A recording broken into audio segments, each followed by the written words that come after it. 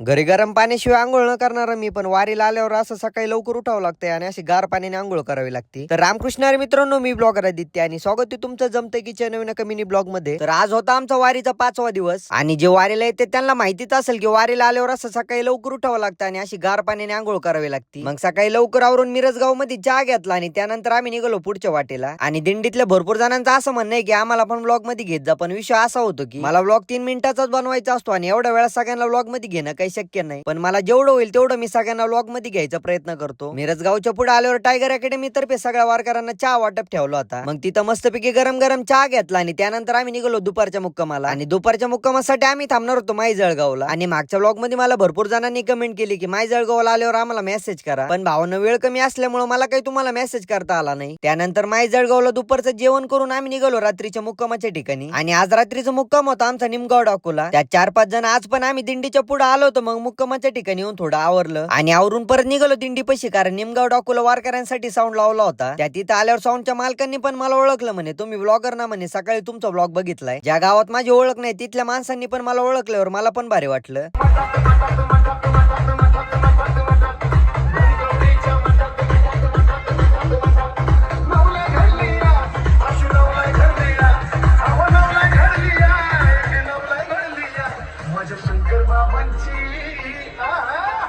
माझ्या शंकर बाबांची जणू काय सावली पडली, माझ्या शंकर बाबांची जणू काय सावली पडली.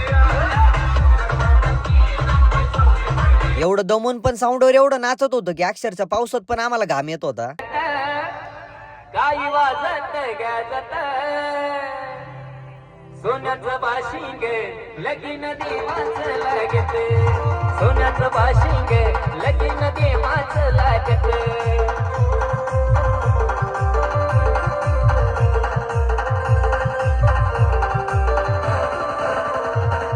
या साऊंडवर लहान मुलांपासून मोठ्या माणसांपर्यंत सगळ्यांनीच फुल नाचायचा आनंद घेतला. मग येणाई माझा जीव ग जीव, येणाई माझा जीव, येणाई माझा जीव ग जीव, येणाई माझा जीव हे. आणि मित्रांनो, हा ब्लॉग तुम्ही कुठून बघताय तेवढं मला कमेंट करून सांगायला विसरू नका. पावसामुळे सगळ्यांची थोडी तारांबळ उडली होती, पण काही विषय नाही, सगळे एकदम व्यवस्थित झालं. आणि ज्या दादांची आमचा रात्रीचा मुक्काम होता ते दादा तर म्हणाले की वारकऱ्यांची सेवा करण्याचा योग आम्हाला आला आणि येताना तुम्ही डायरेक्ट आम्हा शेतकऱ्यांसाठी पाऊसच घेऊन आले. तर मित्रांनो, आजचा ब्लॉग इथं सेंड करतो. तुम्हाला जर आजचा ब्लॉग आवडला असेल तर ब्लॉगला लाईक, शेअर, कमेंट करा आणि आपल्या जमतेकीच्या पेजला फॉलो आणि आपल्या युट्यूब चॅनलला सबस्क्राईब करायला विसरू नका.